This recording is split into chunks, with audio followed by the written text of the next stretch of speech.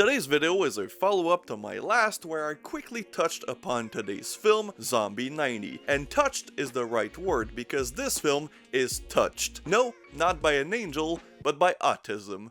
I wonder if she farted and didn't tell me. Zombie 90 Extreme Pestilence is a film by Andreas Schnaas, who you should be familiar with because he directed my favorite franchise, Violent Heat. And in between the production of the first and the second one, he clearly watched Lucio Fulci's Zombie. And again, if you want more detail on that franchise, please go watch last week's video. Is that so simple? Why don't we do anything about it? And while I'm here, I'll do the typical YouTuber stuff. I have a Patreon. If you want my videos uncensored and early, go check that out. And of course, like, comment, and subscribe.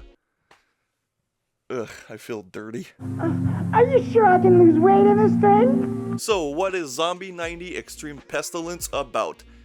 It's not about a lot, so this is gonna be a very short video. Where are we going to? Well, as soon as the film starts, you realize that this is a bit different from the violent shit movies, because it's dubbed.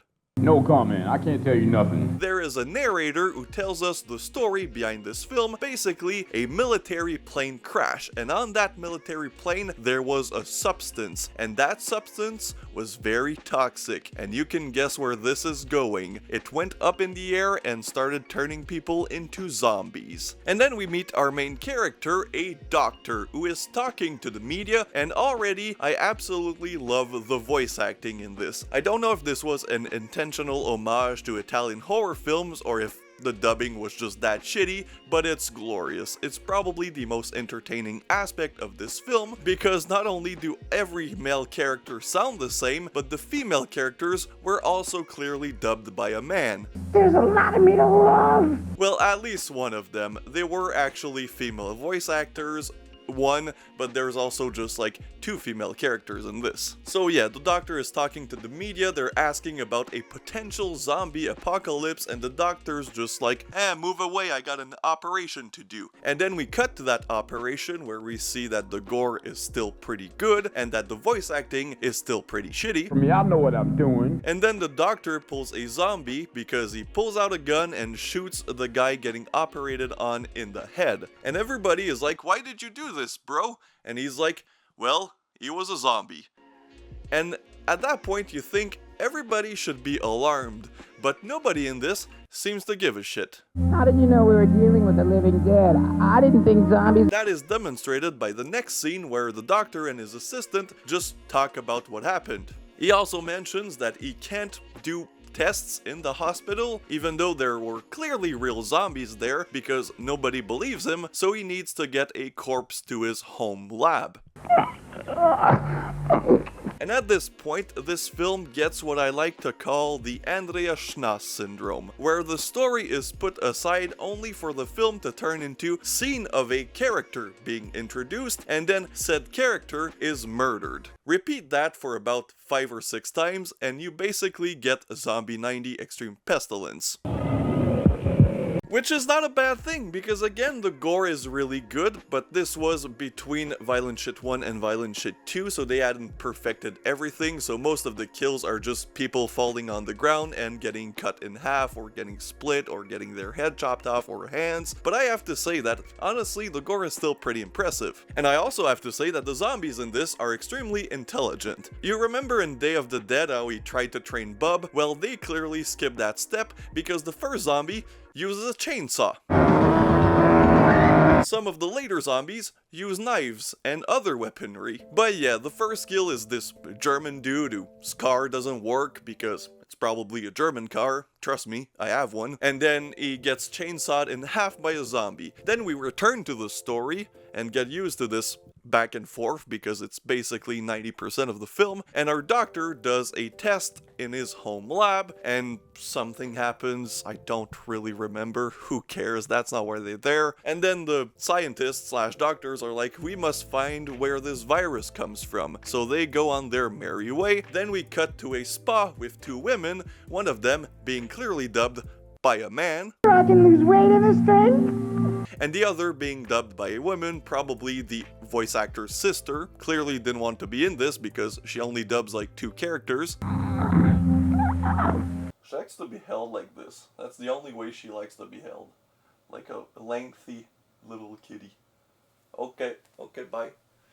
They shoot the shit. Clearly there was no script for the voice actors. She walks away, she gets attacked by a zombie. And then the other lady does the same thing and she gets split in half, including the vagina, which is a pretty cool effect, by the zombies too, who uses knives. Again, these zombies are very smart. So yeah, then we return to the scientists who get to the crash site. They take some samples of some very neon green stuff and then they're like, yay, let's go back home. But no, not before they get attacked by zombies. And then the assistant of the main doctor gets hurt. And the doctor doesn't want him to bleed in his car and he's very pushy about that. Come on, just don't bleed. Then we get the most interesting scene in this, where this couple is making out in this very foggy forest. And then the lady is kind of uncomfortable because she gets scared in broad daylight. But then the guy's dialogue is like, ah, come on, you don't want to put out. And she's like, no, I'm scared. So he's like, I gotta take a dump, which that would kind of ruin any kind of romanticism at that point. Oh, baby, I got to go out and take a dump anyway. And then he takes out a gun, and he says that the gun is to cover the odor of shit. I have to take this gun. It's the only thing that kills the odor from my shit. And if that wasn't enough, he goes out of the car and says, oh, it's really foggy out. She must have farted. I wonder if she farted and didn't tell me. Then we go back to the scientist who's with his assistant, who is now clearly infected, so he kills him. You saved me! And you'd think he'd be hesitant, you know, like any other zombie film, you know, he'd be like, oh damn, this is my friend, I don't know if I can do it, but no, he takes great joy. In fact, he says something like, I was kind of waiting for this. All our characters are just psychopaths. We're gonna build the new Polytechnic High School over here. And then there's a group of kids who kind of visit this area in the forest where this guy wants to build a school with their parents' tax dollars.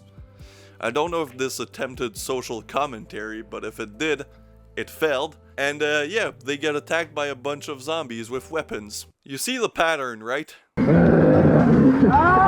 There's also a scene that's pretty funny, that's probably my favorite scene, where you're in this hospital, which I assume is an insane asylum, because that's where our doctor wants to bring his assistant when he's hurt, because it's the closest hospital, where this lady is just talking about life, death, and this very existential, like, crisis monologue, and you're like, damn, Andrea, that's pretty deep. And eventually, the guy pushing her gets killed by a zombie, and then the zombie uses a weapon to cut off the lady's head, and then he takes the baby and just splits it in half. And that scene is glorious. It's just like, what are they doing on this stupid planet? Anyways, as I was saying, this eventually leads to the doctor having to fight off a bunch of zombies, including one that he calls Jimi Hendrix.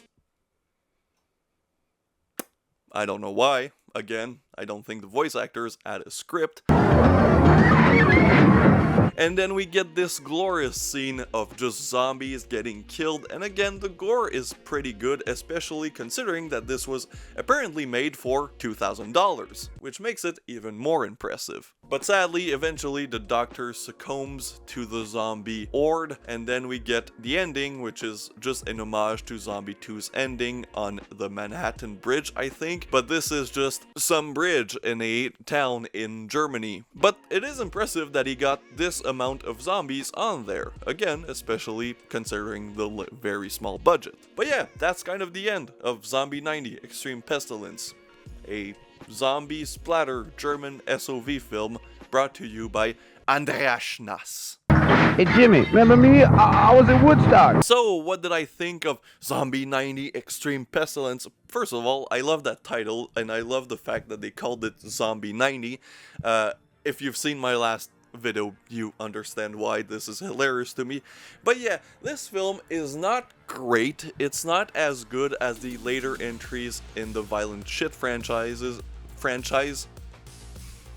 Like, it's not as good as Violent Shit 2 or even Violent Shit 3. It gets very repetitive very quickly because, you know, it's just doctor scene, and then random person getting killed scene, and then doctor scene, and then random person getting killed. But the dialogue is so absurd and so terrible, let's be honest with ourselves, that it keeps you on the edge of your seat, not from, suspense, but from laughter. And the gore is, again, pretty decent. And in a German splatter film, what do you care about? The gore and the gore. So you don't really care about the very thin and very uninspired story, because, again, you're there for the gore, and for that, this movie delivers. So if you're a fan of SOV splatter films, I highly recommend this one. Go check it out. It's on the set of the Violent Shit franchise from Synapse. So if you have this, you have Zombie 90 Extreme Pestilence, and you're lucky for that. You should be thankful. See ya next week.